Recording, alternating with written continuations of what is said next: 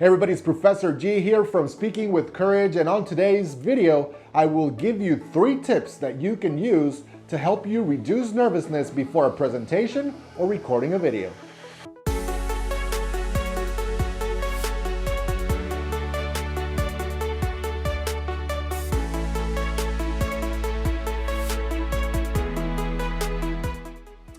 Hey everybody, welcome back to Speaking with Courage, where we all work together to enhance our public speaking skills. I'm Professor G, and today I would like to share 3 tips or 3 ideas that you can use to help you reduce nervousness when you have to record a video or when you have to do a presentation or speech. If you've ever had to do one, you know that you get that little feeling of anxiety or butterflies in your stomach, that excitement that's going on within your body. Maybe you start sweating a little bit, maybe you shake a little bit, maybe your voice gets a little bit higher. There's a lot of ways of how nervousness affects our body and affects our ability to present in front of a camera or in front of an audience. Fortunately though, there are many things you can do to counteract nervousness. The first thing that you need to know is understand that nervousness is normal.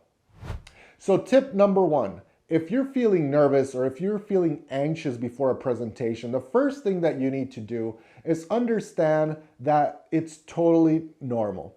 See, being in front of a camera or being in front of an audience, it's not something that's normal to everybody. In fact, most people have a fear of the camera lens or have fear of speaking in public. So that anxiety that you're feeling or that nervousness, it's called communication apprehension. And it's basically your body telling you, hey, here we go. There's a big moment coming up, something that's not normal, something that you're not used to doing. And so here's a bunch of adrenaline in your bloodstream, and I'm gonna get your heart pumping a little bit faster and get you ready for this situation. That's all it is. It's your body getting you ready for a situation that's not very common for you. That's why when you have a lot of experience in public speaking, you're probably able to manage nervousness a lot better. But for those of us that are not as experienced, that do feel that anxiety, that do feel nervous in front of the camera or in front of an audience, the best way or the first thing you can do to start managing that nervousness is to identify it and accept the nervousness. Again, if you feel nervous, that's because you're normal. You have a heartbeat, so congratulations.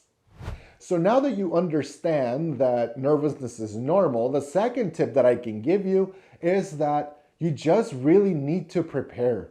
And sometimes you need to prepare a lot so that you don't feel as nervous as you do at that moment. See, most people don't prepare enough and don't do enough preparation for presentations or for recording a video. Most people will not write out their script. Most people will not outline. Most people will not rehearse their video recording before they actually hit the record button. So if you actually put the work in before, write things down, create an outline, and rehearse many times, carry that outline with you for a few days and read it and say it out loud and do it in your car or in the bus or at home or in your living room or wherever you are. If you continue going through your notes and your speech or your presentation, by the time you reach that moment to hit record on the camera or to go live in front of the audience, you're gonna feel a lot more prepared and you're gonna feel a lot more at ease than if you wouldn't do it. Think of that situation in college or in high school where you had a test and you knew that you had that test and you did not prepare because of X, Y, or Z. The moment you got to that test, you felt nervous. You felt anxious because you knew that you weren't ready for it. So the same works, the same situation applies for public speaking, for recording a video or for presenting in front of an audience. Again, preparation, preparation, preparation. The 3 P's to reduce nervousness.